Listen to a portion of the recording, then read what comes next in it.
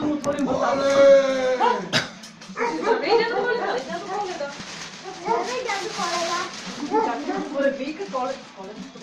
Добър ден, скъпи дечица. Коравийка на дядо Коледа. Корави му. Коравийка. Благодаря, послушна момчончо.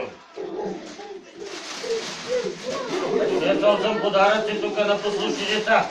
Едно по едно. Чакай, да се оставя тук.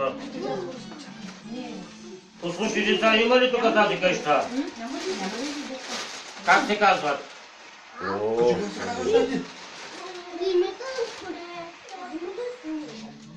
Браво!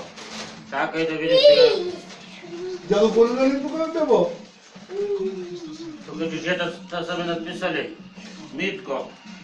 Трябва да един подарък. Але! Тати! Мути, мути, Дядо Коледа, ела. Мой ме ходи Ела с тук, мама, тати! ела. Ела с мама.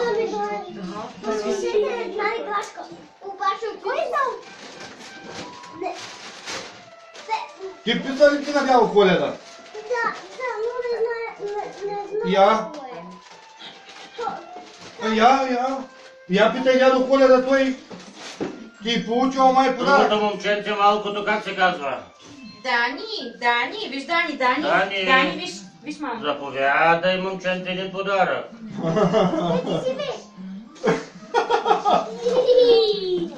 Бебо, виж бебо тук.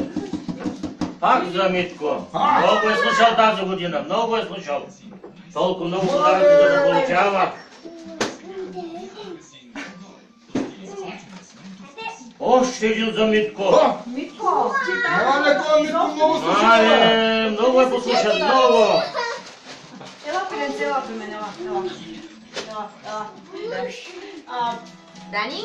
А къде е Дани? Даниелчо малкия къде е? Дани? Мити се Ела, Дани, ела.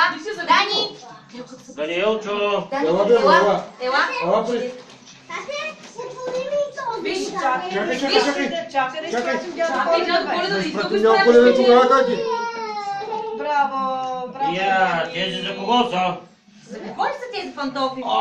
Пише Да не бидат за Митко. Пише Митко. Коледа, дядо Коледа. За Митко, заповядай. Дядо Коледа. Дядо Коледа. Кажи довиждане на дядо Коледа. Виждаме дядо Коледа. Сега аз си отивам на Северен полюс. Довиждане. Довиждане. До година пак ще дойда, обаче трябва да слушате. Добре. Ясно. Ако ни слуша, взима подаръци. Чули какво казва?